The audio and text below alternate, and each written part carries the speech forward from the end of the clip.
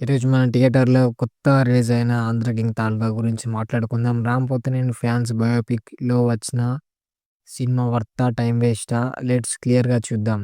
ఈ మూవీలో రామ్ పోతినేని డైరెక్ట్ ఫ్యాన్‌గా తన life relationship 'Andhra king Taluka' super star చుట్టూ తిరుగుతుంటుంది.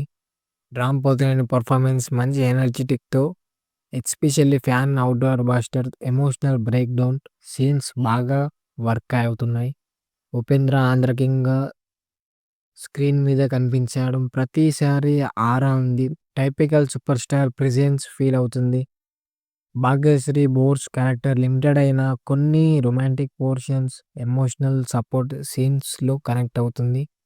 ఫ్యాన్స్ కల్చర్ బ్యాక్‌డ్రాప్‌లో వచ్చే ఫ్యూ సీన్స్, కటౌట్స్, సెలబ్రేషన్స్, థియేటర్‌లో మూవ్‌మెంట్స్ ఆడియన్స్‌ని రిలేటబుల్ చేసింది.